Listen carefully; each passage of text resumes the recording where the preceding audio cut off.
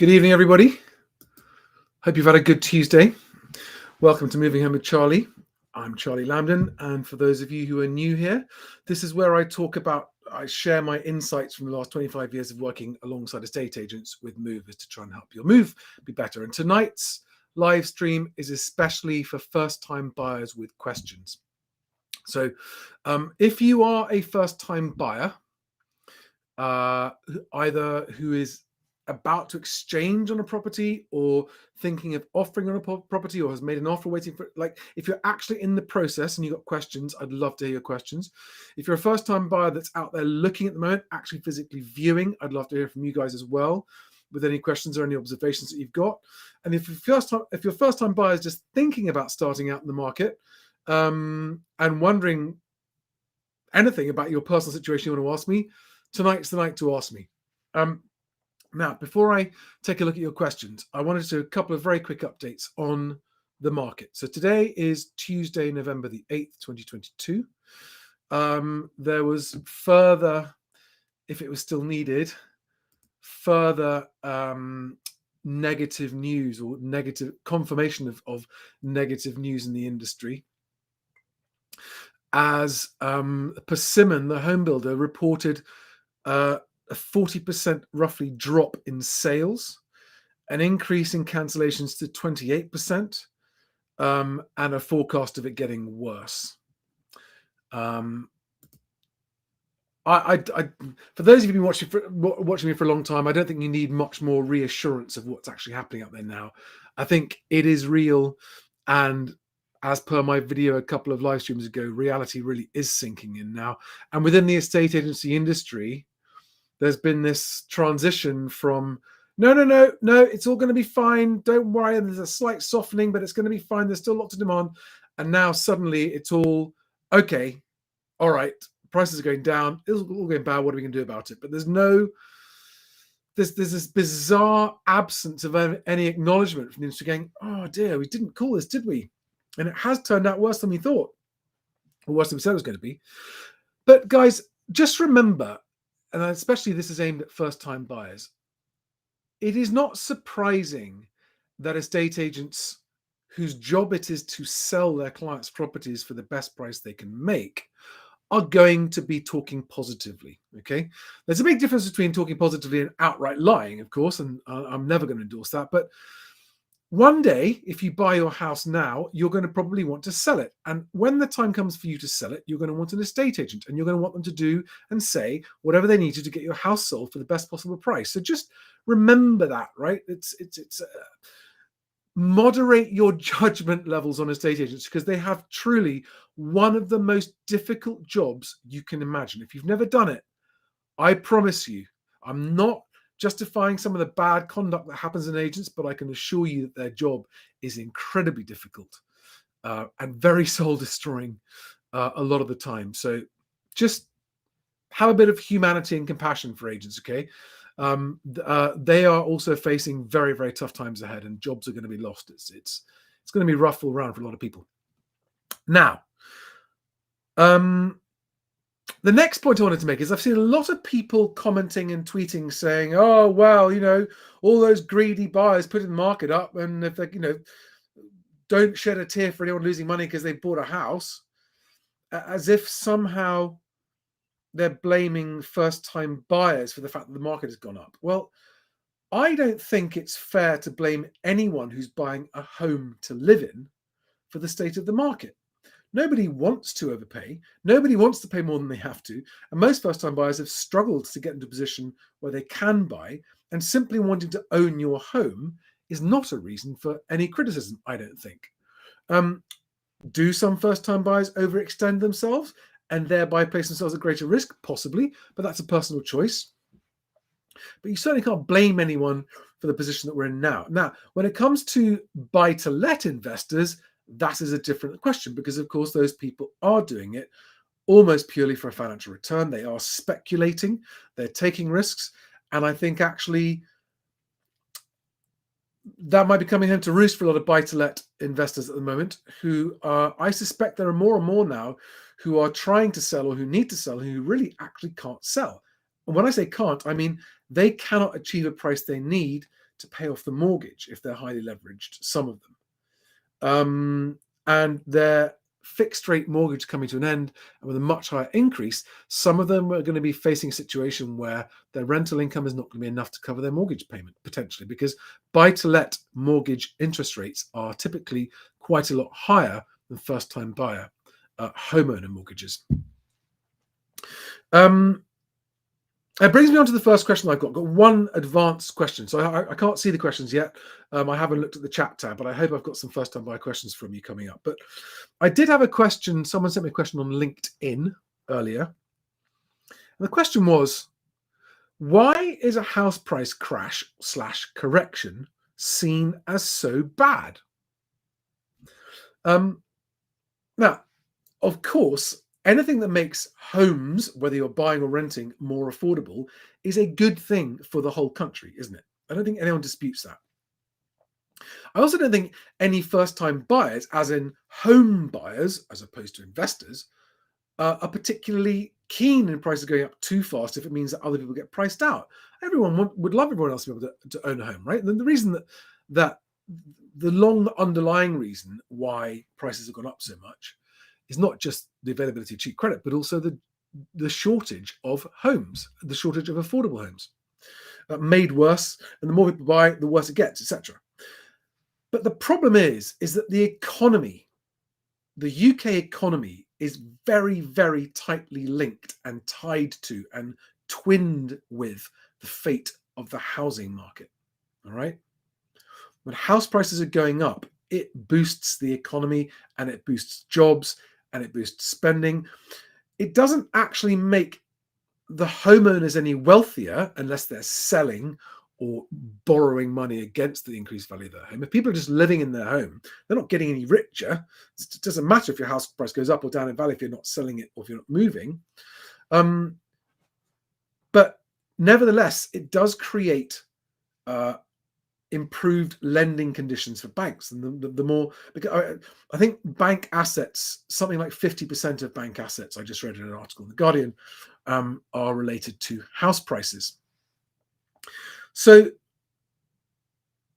the real reason, the answer to the question is, why is it bad if house prices crashes? Because it normally means the economy crashes with it. That is bad for everybody. It's bad for jobs, bad for businesses, and it's bad. Yes, is a correction good for everyone in the long term? In the long term, yes, but in the short term, the pain for some people is really, really bad. So a quick word on negative equity and the risks that you're facing as first-time buyers. If you are a first-time buyer with a very stable job and a very stable income, who's managed to save up a pretty healthy deposit right now, and is not planning to move for the foreseeable future, then your risks are very low, whatever happens to house prices, because you just want to buy a home and live in it, right? And if that's what you want, you should try and go ahead and do that now anyway, but just make sure you don't overpay, because it's just a silly risk and you never know what might happen. You might need to sell. But generally speaking, if you've got a really stable and secure income and you're in a sector that's not affected by a recession and you've got a healthy deposit and you've got a reasonable mortgage and you can afford it, you're not at risk. Even if house prices fall below what you paid for your house, it's not going to affect you if you're staying there in the long term. In the middle range, the first sort of negative impact of negative equity can be that it might stop you moving if you want to move. Because whilst you might be affording your mortgage payments, if you need to move for life reasons, let's say your family is expanding, you need a bigger house, or maybe you've got to move for a job, or whatever other life reasons, non-financial life reasons you might need to move, you may not be able to move if the value of your house has dropped below the value of your mortgage on it. All right, unless you've got the money to top up the difference, of course. But that can be, that's a serious problem if you need to move for a job and you can't. Maybe you'd have to rent out the house. There are ways around it, but that's a serious negative impact on your life, but it's not disastrous as long as you can still afford to pay your mortgage. But the worst case scenario is you buy a house now, you're perhaps unaware or unsure of what your job security is like, and a few years from now, you find yourself without a job, and you're unable to make your mortgage payments, and you can't sell the property because it's worth less than the mortgage, and then the bank comes along and repossesses it, which doesn't happen overnight. They've got to go to court, and they've got to get a court order. And if you're seen to be trying to pay whatever you can, the courts don't like giving repossession orders, but eventually they can and they will if you don't pay anything. And the worst case scenario is today you might have, let's say, 10% equity in your home. You've paid, let's say, 250,000. You've got a £25,000 deposit, and you've spent 10 years saving that up. And through no fault of yours whatsoever, a few years from now, you could find yourself with no home and a debt of 25, 30, 40,000 quid that you've got to pay off. And that is life-changingly bad if it happens. And there are going to be people that happens to. Okay, so those are the risks. It depends on your personal circumstances, but those are the risks everyone should be considering. Right. On that happy note, let's go into some first-time buyer questions. Let's hope we got some.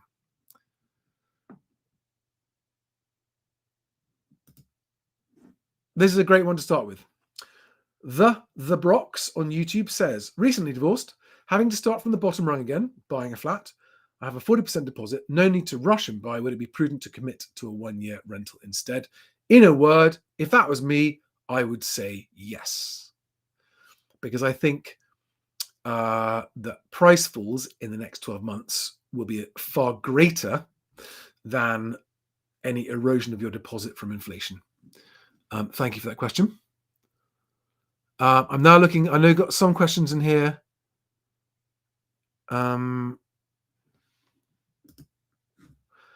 How do you know you aren't overpaying for a house? Says Annie Anonymous.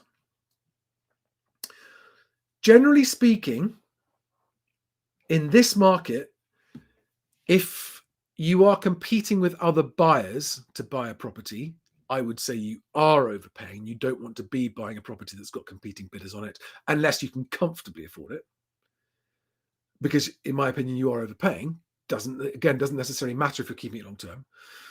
But if you are the only person offering on a property, and by the way, you've got to ask the agent the question, do you have any other offers on this property? They aren't obliged to answer, but you can press them and you'll pretty much get a good idea. And if they dodge the question, the answer is no, they haven't got any offers on the property, right? Typically speaking.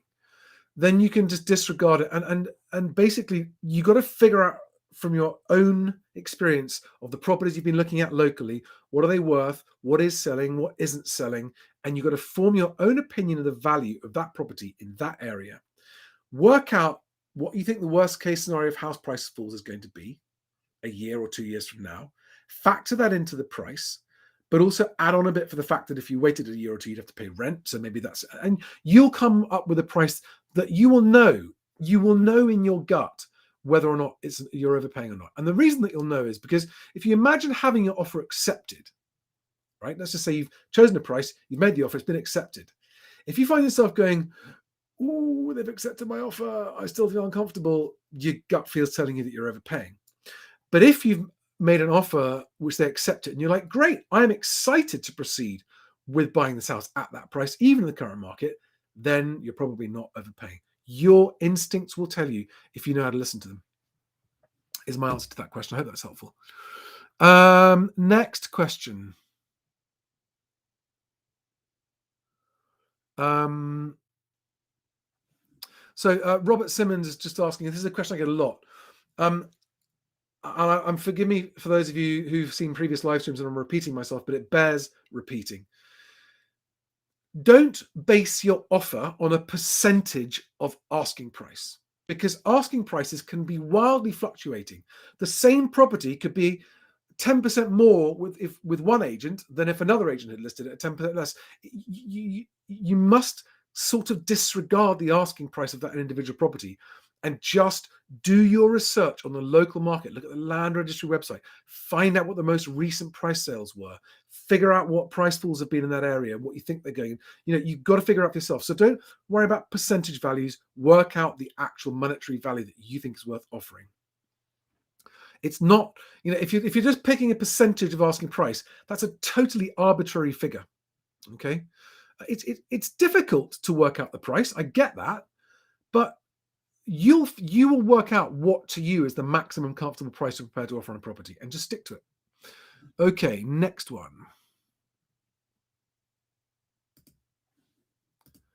Ryan Daly asks, am I predicting 10 years for the housing market to recover to current levels after they crash in the new year? It depends how far they end up falling, and it depends how strongly the economy recovers. I think that the best case scenario for prices to recover to current levels, or to the peak levels that they were at the beginning of this year, is 5 years, best case scenario, 7 to 8 years, likely scenario, 10 to 12 years, worst case scenario. Okay. I don't know for sure. And that I've just given you between 5 and 12 years because there's so many things we don't yet know how they're going to play out. Okay. So, yeah, I mean, 10 years, if I was buying, I would be thinking, if I pay today's asking prices, I'll be waiting 10 years till it comes back. That would be an assumption that I'd make, a safe assumption I'd make.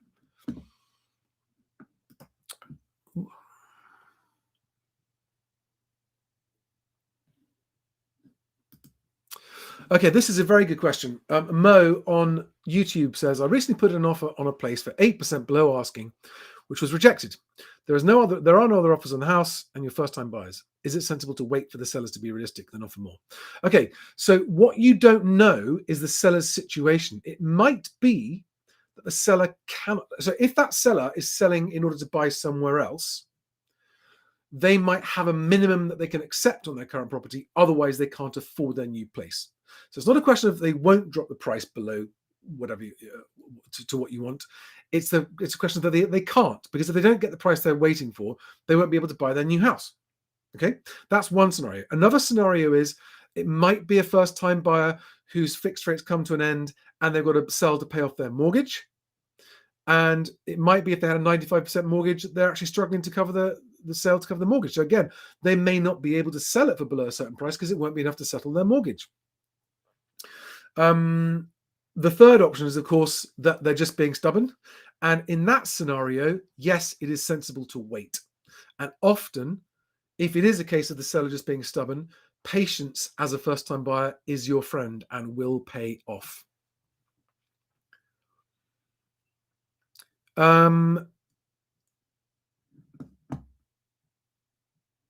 That's a great question. So here we are. Joanna Zian, I hope I'm pronouncing that correctly. I think I need a swig of my non-alcoholic beer.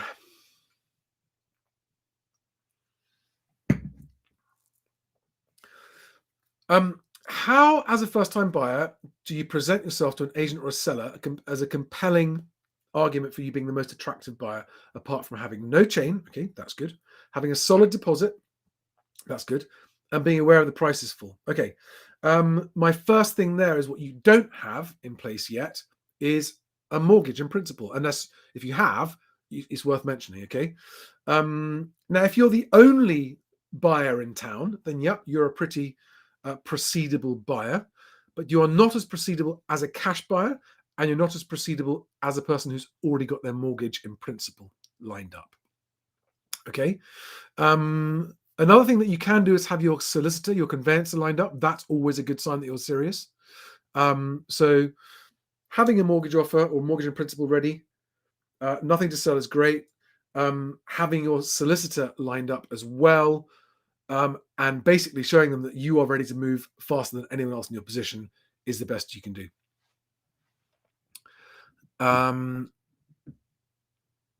Next question. Oh, Joanna, sorry, you said yes. So you do have a mortgage. Okay, so make sure you got the mortgage. Then yeah, I mean, it may be that they're waiting for a cash buyer. It might be that they're worried. I don't know. Again, you never know. It sounds like you're competing on a property, and therefore it may not just be about who's the best buyer, but also who's offering the most. And sometimes if they've got a few competing buyers, they'll be waiting to see who comes up best. Okay, so let's just have a quick debunk. A lot of people say, oh, international investors are just going to come in and snap up all the cheap property. It's not that straightforward or simple. And even people with lots and lots of money in the bank don't just buy property because it's cheap, right? Owning property is a hassle if you're an investor, right? It's a real hassle. you're either going to have to pay someone to manage it for you, or you're going to have to manage it yourself. And if you're a really wealthy person, you don't need that hassle or want it. So international buyers that are moving back to the UK, yes, of course, they're going to be looking to buy them. If they can, they're going to be waiting for prices to drop. But when house prices drop, it's not going to be any more or less than usual, really. I mean, of course, you get slight increases, but there is this sort of train of thought amongst a lot of people that, oh, if prices drop, if foreign buyers are going to come in and buy everything up. You get some of that, but not enough to push prices back up, in my experience, in my 25, 30-year experience in the property market. Next question. This is a question I've seen a lot. Do I think the government or Bank of England will intervene to stop or minimize a housing market crash? If so, how do you think they will do this? I don't. I think they have been intervening with 13 years of quantitative easing or printing money, which they've now stopped. They can't do it anymore because that's what's fueled inflation. Inflation is their top priority to kill off. Well, for the Bank of England is at least. There are now reasons why the government may not want inflation to come down too fast, for reasons that may come out in the budget on the 17th of November. But no, I don't see any government intervention to stop house prices falling, because whilst painful for people in the short term, it is an unavoidable and necessary event for a country's economy to get back onto the right footing. It's also good for society when homes become more affordable and rent becomes more affordable as well, which I think is also going to happen. So that's my answer on that. I hope that helps. Any more? Have I missed? If I've missed a first-time buyer question? Okay, here's a quick one. John A says, should first-time buyers avoid leasehold? You get good and bad leaseholds. There are some leaseholds that are absolutely fine to buy into. There are some that you shouldn't touch with the barge pole. Very detailed, very specialist, and you need to check with your conveyancer about that, or talk to your agent about it too. I can't give a general answer to that one.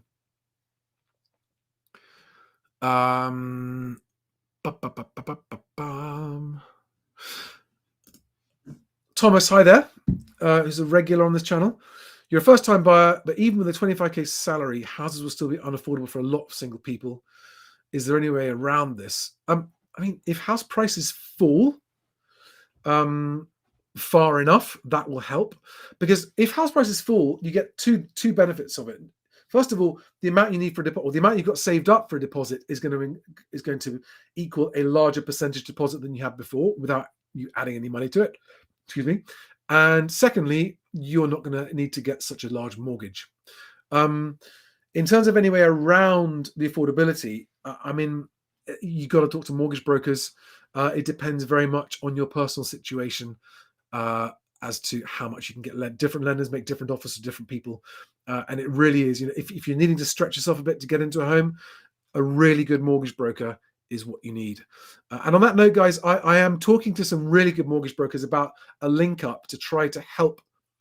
I get questions every day about mortgages, and I want to channel these people into the mortgage brokers. So let me know if you're looking for a mortgage and you haven't got a broker you can trust, because I'm looking very, very carefully to get really ethical, trustworthy mortgage brokers out there who are very cautious about helping their customers not overextend themselves.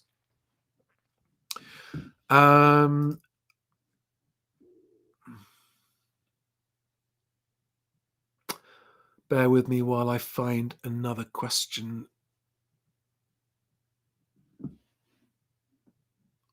Paul Bullock, you say you've just had your house fall through at the last minute. Does that mean the one you're buying or the one you're selling? Could you just clarify on that?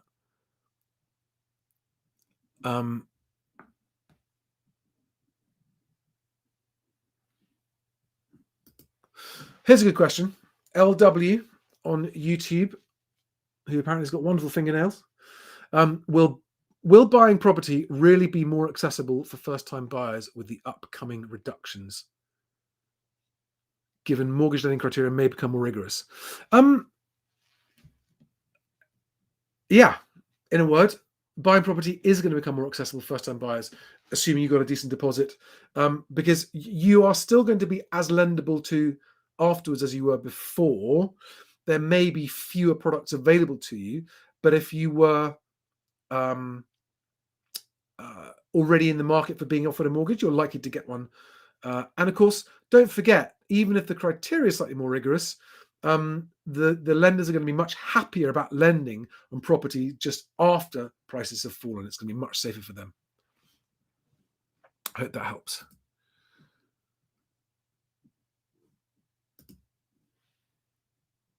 Oh, sorry. Guys, I get lots of questions about what I think prices are going to be in this area or in that area or in this city or in that.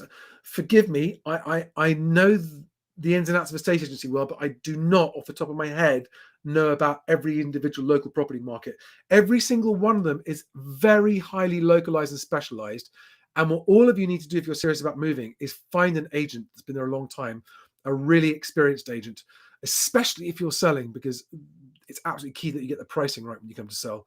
But also when you're buying, you need to talk to those guys and do your local research on house prices. I cannot advise on one borough over another or one county or one city over another. I just don't know.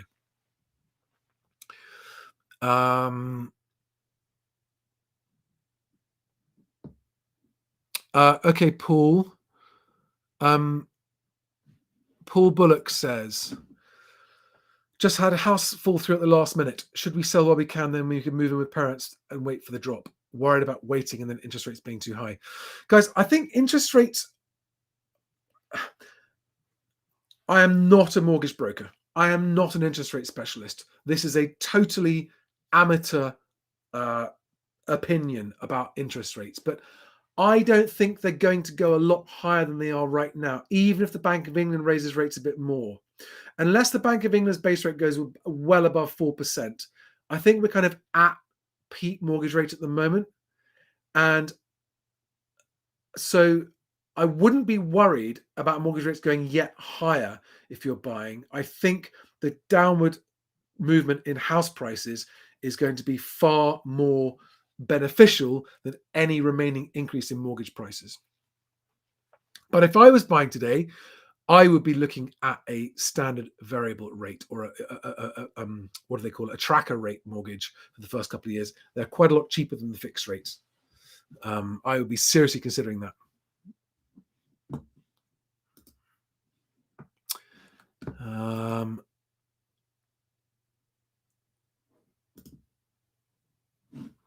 Don't Laugh Yet says, how possible is it that a 5% deposit could become a 10% deposit with the prices probably dropping soon? Well, if prices drop 50%, hey presto, you've suddenly got a 10% deposit. Do I think prices could fall 50%? In some areas, yes, I think they're going to. I don't know where you are, but I'm not saying I have opinions on which area is going to drop and which ones won't, but I think they will be somewhere.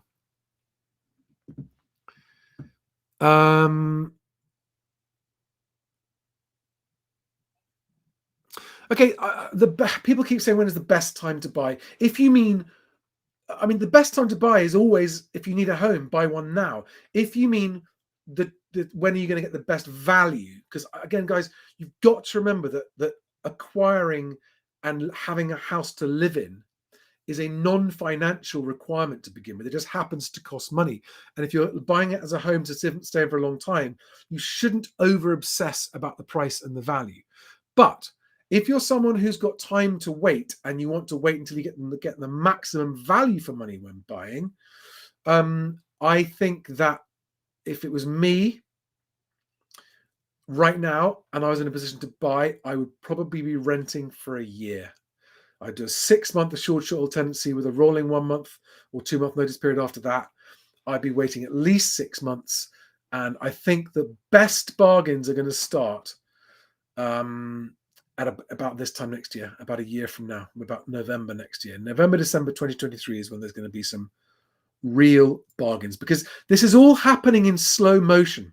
I know there's a lot of news about it now, but this is not a quick thing. House prices, it's a slide. You know, yes, you can look back in the course of time and it looks like a crash or a collapse, but it's not an overnight thing. I think the first drop is big. I think the flip from a seller's market to a buyer's market is an instant 10 to 15 to 20% change. And then you've got the gradual slide that takes time. That's what I think.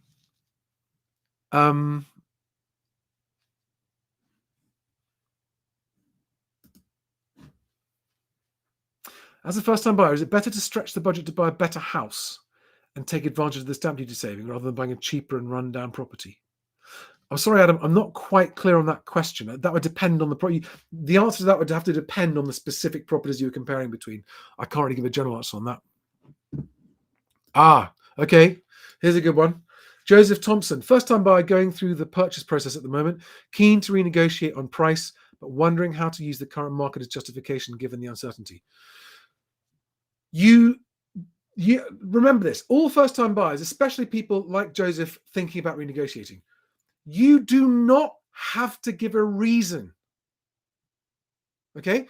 You are under no obligation to give an explanation of the price you want to pay for the property. You just need to work out the price you're comfortable at and say, this is the price I'm comfortable paying. They know, everyone else knows what's happening, because your reasons don't make any difference to the seller. Does that make sense? I mean, it's nice to say, look, of course, if you want to say, we're worried about the market, we're no longer comfortable paying what we were because we're worried about negative equity. We don't think it's currently worth that now.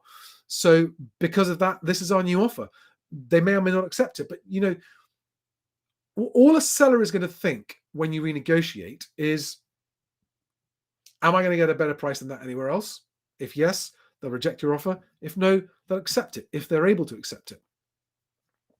But I cannot stress strongly enough. I think there are a lot of first-time buyers out there. This is just a gut feel I've got from all the messages that I get. A lot of first-time buyers out there who've probably got a price agreed and they're so excited about buying a home and moving in and living in it, which quite right. Like, how cool is that to be owning your first home?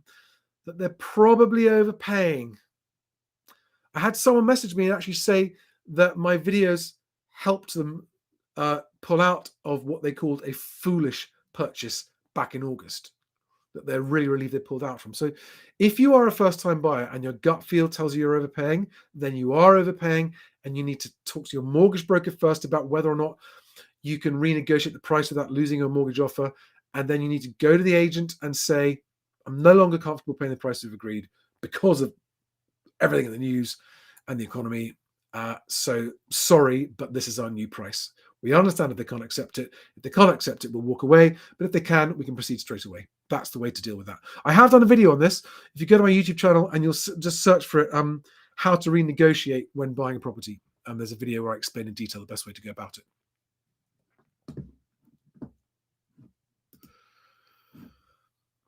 Spike 582. We are thinking of moving to Cornwall. Conscious prices seem very inflated in the county. Is it worth waiting? Yeah, I can tell you Cornwall prices are already falling. The asking prices are already falling sharply. And I think that there are going to be some bargains to be had in the West Country next year.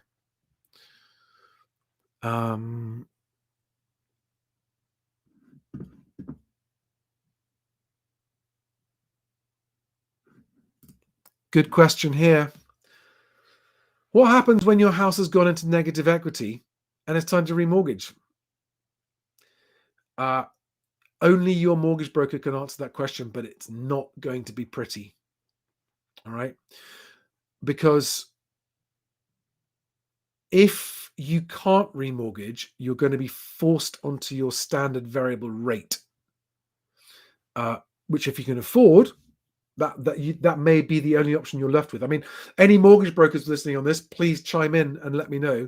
But if I'm right, if your fixed rate comes to an end and your property is worth less than the mortgage you've got the amount you've got to remortgage, you're not going to get a new mortgage for it, or very unlikely, and therefore the existing lender will just move you onto the standard variable rate, which, provided you can afford, you can keep the property.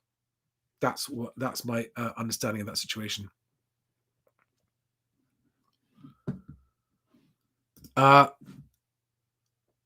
Laura Cole, will Devon fall as much as Cornwall? I only know a bit more about Devon and Cornwall because I live in Devon. And Devon saw one of the sharpest price rises of anywhere in the country. I think about 20% in the year to March it was, or something like that. So I suspect the places that went up the most are probably going to come down the most. So yes. Adam McC, I have approximately 15% deposit for a home in Northern Ireland and almost ready to pull the trigger on buying my first home. Should I hold off and wait for potential crash in market prices? If you found a home that you want to live in, and if you can negotiate a price that you are comfortable with that factors in the potential of house price falls, don't wait, right? Because owning a home is a magical thing. So, but if you can't get it for a price you feel comfortable buying, then yes, you should hold off until you find a property that you are comfortable buying. But don't worry about buying now if you've got a good price and you can afford your mortgage for the foreseeable future and you're not planning to sell for at least 5 years. Hope that helps.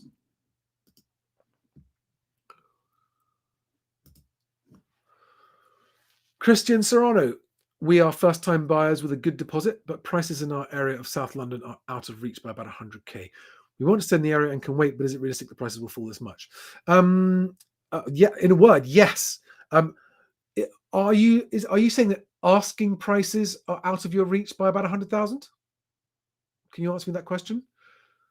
Or are you saying that you've been viewing properties and the price you're offering is 100 grand short of the price, the lowest price they're saying they would accept?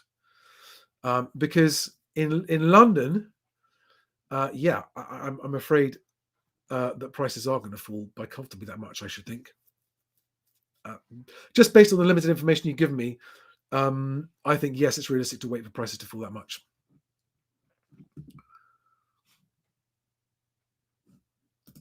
Okay.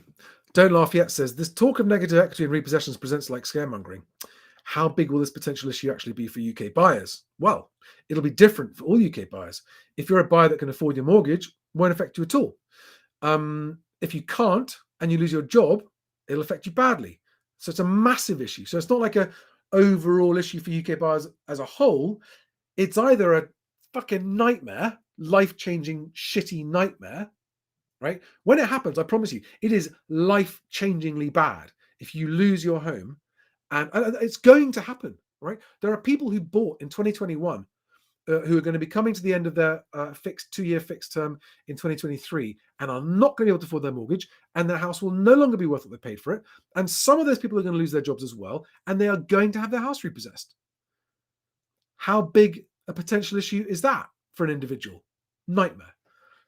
How big an issue is it for you if you can afford your mortgage and you're not moving? No issue at all, right? There's no general answer to that question, but my strategy and philosophy is prepare for the worst, hope for the best. If you're about to buy, you need to consider the worst case scenario and how likely it is for you. So I don't care if people think that's scaremongering. To me, that's just being sensible to consider the worst case scenario.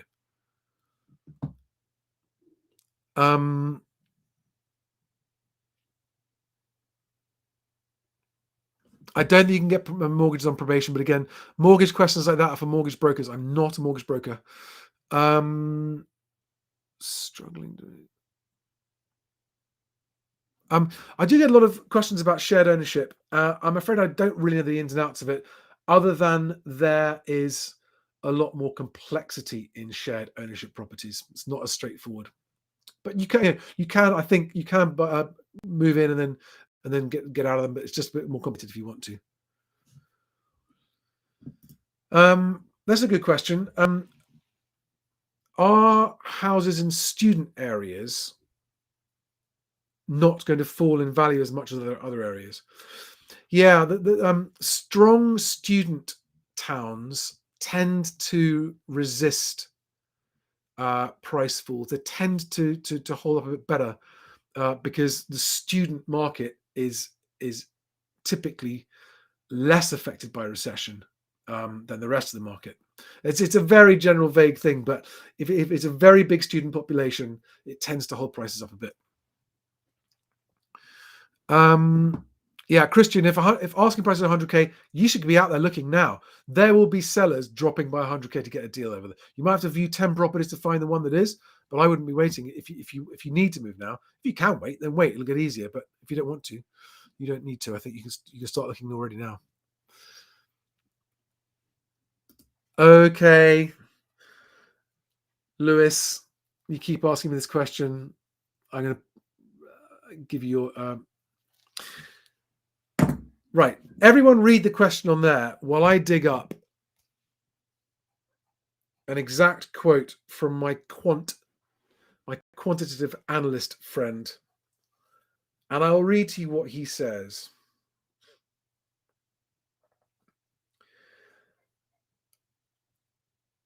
Okay, so if the Bank of England base rate doesn't get higher than 4%, house prices are going to fall 10 to 15% in the short term, i.e. the next couple of years. After that, it will be a total shit show as everything goes bust and house prices fall more than 50% from the recent highs. Right? This is not my words, this is someone else. He says, my estimate of a 30 to 40% fall in house prices back in August was because I saw interest rates at 5% and mortgages therefore at 7 to 7.25%. But if for whatever reason the Bank of England keep rates under 4%, the drop won't be a 30 to 40% house price fall. So the worst case scenario, it's really not pretty, guys. The theoretical worst case scenario. In the last few, I haven't really reported on it, but the last few days, in the financial industry media, there have been a few signs about credit liquidity disappearing, an actual credit crunch happening again. It's a lot of technical stuff to get into right now, but the worst case scenario, I'm not predicting this. I'm not saying this is what I think is going to happen. I'm not saying that. I'm saying this is what could happen if everything goes badly. We could see a fall in house prices that's never been seen before, as 40 years of housing and financial policy finally catches up with us. And then coupled with the global asset deflation that's happening and the things that are outside the control of this government, if it all goes the wrong way, then house prices start to fall so far that it starts to actually make banks fail. And the worst case scenario is that apparently that is the opportunity. Okay, this is me repeating other people's theories, that if prices fall so far that banks start failing and we are in a deep recession or depression, that is the point at which we're going to have a central bank digital currency foisted on us. Not my opinion, not my words. I'm sharing a worst case scenario view that I have heard, because you're asking what the worst case. Yeah, I did say that. Again, I want to be really careful, guys. I'm not scaremongering. I just think that we as human beings can handle almost anything if we are prepared for it, right? The sun will keep coming up. No matter what happens, the sun will rise tomorrow. No matter how bad things get, we are a resilient species, no matter how bad stuff gets. So whatever's going to happen, if you're prepared, it's manageable. And if you're not, then it's not. So some people think banks would always be bailed out. John A says, not necessarily the case, not even always possible. And certainly not possible without repercussions if they try. Yes, people talking about the fourth turning. Just Google it if you haven't heard of the fourth turning. There is a very large amount of theory and prediction about the fact that we are at the beginning of or in the middle of fourth turning, and it's all going to go really shockingly badly wrong. I certainly wouldn't rule that out. Too early for me to say, oh God, no, bailed in. Sorry, I've just seen the comments. Narrowboat hands. So for those of you who don't know what bailed in means, and correct me if I'm wrong, it means banks suddenly turn around and keep your money and go, hey, you're now a bank shareholder. No, you can't have your money back. But you now have shares in the bank. That has happened in China recently, I understand. That is not a nice situation to imagine. Paul Hitchens says there are always those who predict catastrophe. They get off on the fear created. Yeah, there are genuinely people like that. I do not think I'm one of them. But I also think that when you start to hear and see the same thing enough times, in enough different places, and from enough different credible people, it bears investigation, right? Because history is littered with examples of everyone going, "No, that's never going to happen," before it happens. It's worth considering. I mean, I am personally considering that. I've got children. I've got a 7-year-old, got a 5-year-old, got a 4-month-old baby. And as any other parent will know, when you've got children, suddenly their future becomes infinitely more important to you than your own one does. And so with that in mind, I would like my kids to be prepared for whatever might be coming down the road, whether it's 4, 5 years, 10 or 20 years. So I like to consider all of these different theories. Let's call them just theories for now. No, bailed in is not good. I have not yet formed an opinion. I've heard the good and the bad about CBDC. The good is actually a lot of convenience anyways. I don't just mean everyday convenience. I mean a huge amount of convenience and a reduction in red tape and admin. The bad is that the government is centrally controlled. The government can actually suspend your bank account like that. Let's say there's another lockdown and you're in the wrong place where you shouldn't, your money's suspended. They can track every single thing you spend it on, and they can start to give you rewards and take stuff away from you. They can actually control your money. And a lot of people feel very nervous at the idea of a central government controlling the funds in your bank account. That is going to be possible with CBDC. Not my opinion, just letting you know the good and the bad. That's ultra simple, but look it up, look into it. It's a real thing. I mean, there's a video of Rishi Sunak talking about CBDC from a couple of years ago and about how it's going to be great. Some people think depression is unavoidable. I don't think it's completely unavoidable. I think it's probably unavoidable, but not definitely. It's amazing what new things they can conjure up to help avoid stuff. But I do think the depression at the moment is more likely than less.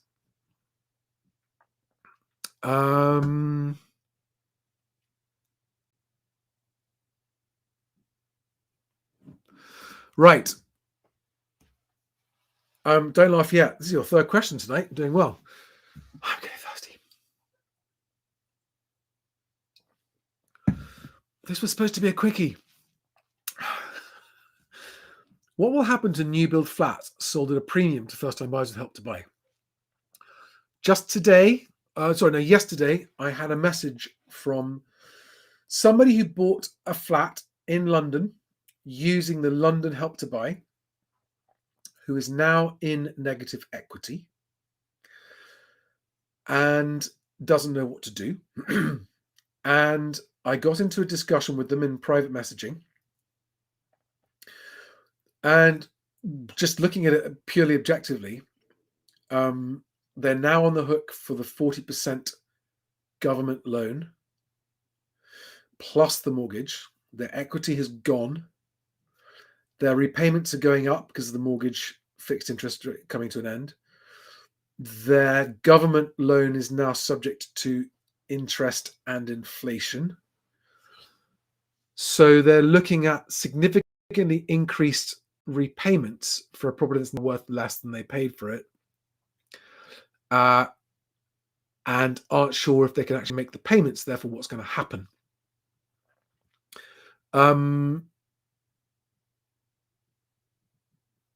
So you can't sell them at a loss So what the scheme says, if you sell it for, let's say, 10% less than you paid for it, then you only have to pay back the government 10% less than you borrowed from them. Okay. But if you're doing that, it depends on the mortgage. Everyone's got slightly different figures, but it's a sticky one. And I think Help to Buy is going to turn out to have been quite a nasty sting in its tail for a lot of people who did it.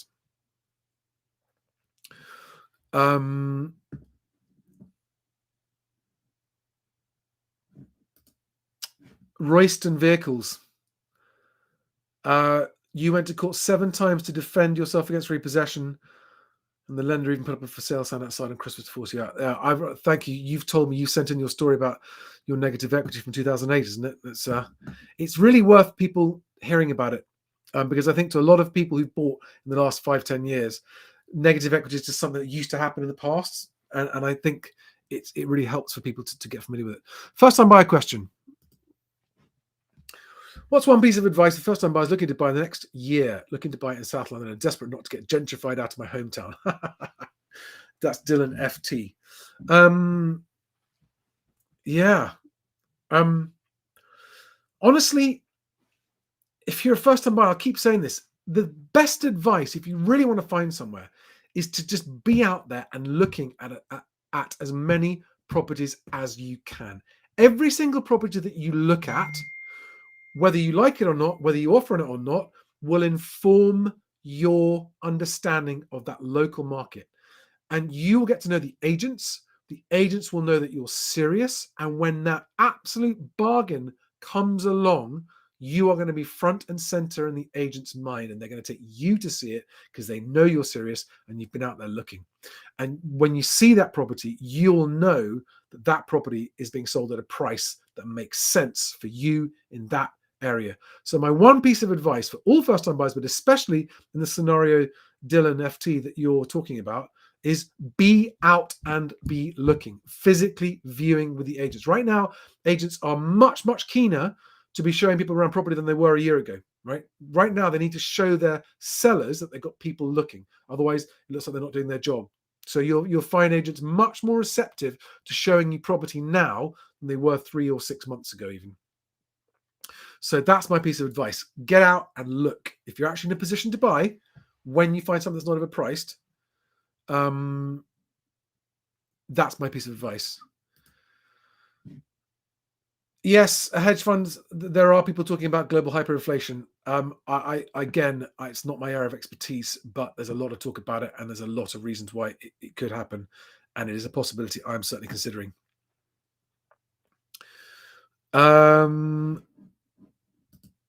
Tina Fey, do I have an opinion in the city centre flats being available for investors only? Why would that be?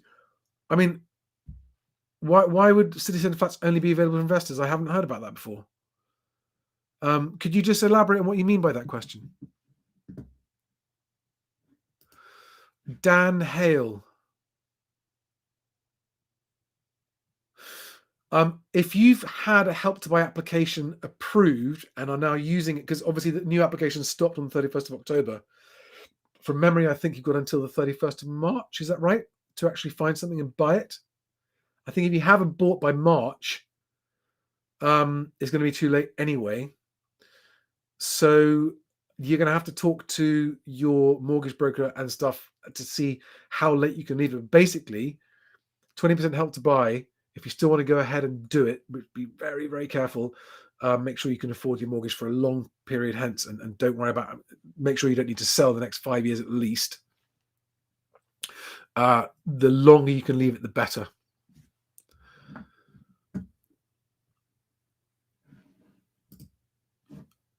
Really? That's bizarre. I'd love to see a link to that, Tina Fey. Most of the flats on Rightmove say investors, cash buyers only. Could you go and find a link to one of those and just pop it in the comments? That'd be amazing. I'd love to see one of those. Okay, Royston, sorry. Correction, I was corrected. You weren't a negative equity.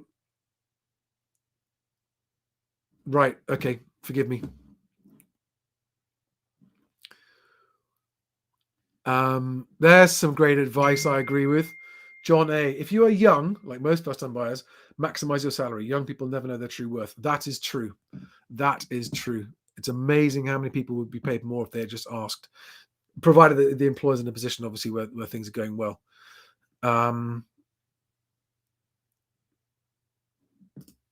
Yeah, I mean, if you're keen to buy sooner rather than later, Q1 next year is not a bad time if you've got 25% deposit, as long as you don't overpay. Just make sure the price is good. Hugo, I don't think you can get mortgages on apprenticeship, but as I said before, I am not a mortgage broker. I'm not the person to ask. You need to ask a mortgage broker. And if you Google that question, I'm sure you'll find an answer to it. I don't know the answer. I don't think so, no. But I could be wrong. Good question. If I was a first-time buyer, would I be optimistic or pessimistic about the year ahead in the housing market? Optimistic. If I could wait a year, I'd be very optimistic. I really would.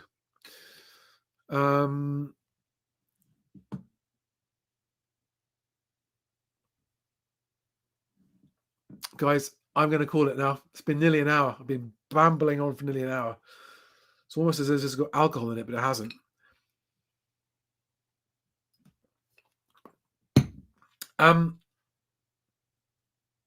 Is anybody, if anyone's watching on LinkedIn or Facebook or Twitch or Instagram, could you just let me know in the comments? Because all the comments are on YouTube, but I am live streaming on the other channels as well. Guys, if you're not following me on Twitter, please do. That's where I do my daily updates, and it's where I interact the most frequently with people who've got questions.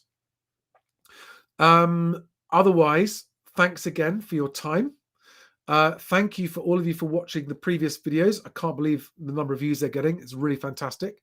Bit of exciting news. Monday next week, I am going to the Property Press Awards, where I've been nominated as a finalist for the best broadcast, the best property broadcast program, which is this, Moving Home with Charlie, has been nominated as a finalist. And I'm up against a program from ITV, up against a program from Channel 4, and a landlord group, I think, and one other. Thank you very much. Thanks to you guys, the channel is being nominated for a Property Press Award, which would be really good fun. And it's going to be a great night anyway. It's going to be a big ritzy titsy dinner. And I'm going to get to meet loads of national property journalists as well, which would be really cool. So thank you all for making this a thing that I have been nominated for. Really appreciate it. Guys, you're all superstars. Thank you, guys. Thank you. No, it's not open to public voting. Funnily enough, Phil Spencer is the one dishing out the awards on the night. And otherwise, guys, have a good night. Sleep well. If you're watching this tomorrow morning, good morning. Happy Wednesday. And thanks a lot. I'll see you on the next one. Bye, guys.